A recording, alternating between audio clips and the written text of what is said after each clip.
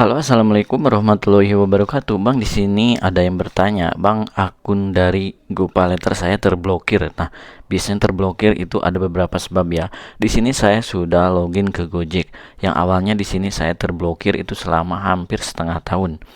Terblokirnya akibat apa, Bang? Nah, yang pertama di sini saya terblokir itu waktu dulu ya. Waktu dulu terblokirnya akibat jaringannya disconnect. Saya lagi ngorder, tiba-tiba disconnect. Itu berulang kali ya, hampir lebih dari 3 kali. Mungkin jaringannya jelek seperti itu.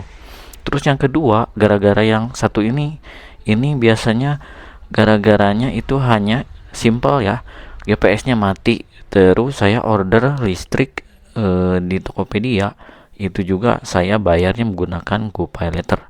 Tiba-tiba gagal, itu juga bisa mengakibatkan GoPayLaternya diblokir sementara.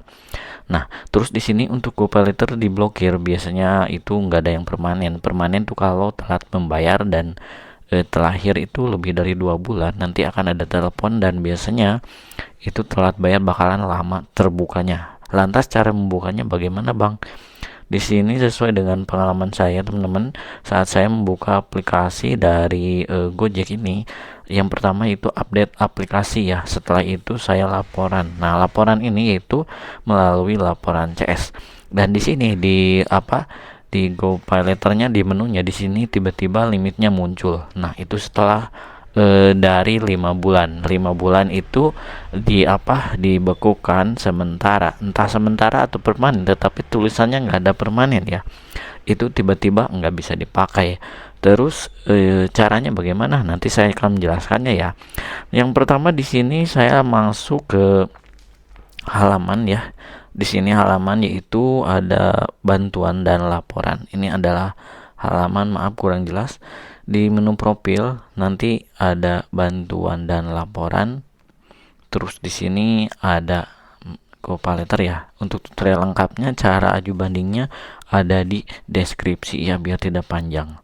Nah, setelah itu sudah laporan, di sini saya aktif memakai dari Gojek membayar pakai cash ya, karena GoPayLater-nya terblokir.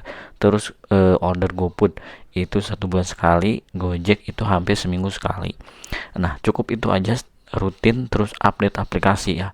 Jadi di sini saya belum pernah telat bayar, tetapi ini saya pernah itu terblokir sementara, teman-teman. Nah, ciri-cirinya seperti itu: GPS mati, disconnect, order listrik di Tokopedia tiba-tiba gagal. Itu tengah malam sekitar jam 10 ke sana lah, teman-teman. Ternyata aplikasi Tokopedia-nya nge-lag. Nah, itu yang perlu kalian pahami ya, karena banyak sekali yang gagal nih. Terus bayar voucher ya, voucher entah dari luar GoPayLater, beli voucher, bayar di minimarket menggunakan voucher dan potongan untuk GoPay, tiba-tiba terblokir, entah itu vouchernya ataupun vouchernya sudah hangus ataupun transaksinya gagal waktu di minimarket. Tetapi ini tidak semuanya ya, mungkin itu dulu caranya ya, kalian transaksi di minimarket kurang dari jam 8 malam biar nanti jaringannya bagus, seperti itu. Nah, untuk transaksi di sekarang itu ya lancar-lancar aja ya, takutnya nanti jaringannya jelek. Terus di sini yang perlu diperhatikan, ketika kalian menggunakan WiFi itu jaringannya kencang. Tetapi kalau memakai jaringan, ini jaringan provider udah diperluas ya. Ada jaringan Tri udah kerjasama dengan Indosat, jadi jaringannya lebih bagus. Kalau saya dulu jaringannya naik turun ya, terkoper sedikit. Yang akhirnya di bukan pedalaman ya, tapi pinggir kota, tapi jaringan jelek.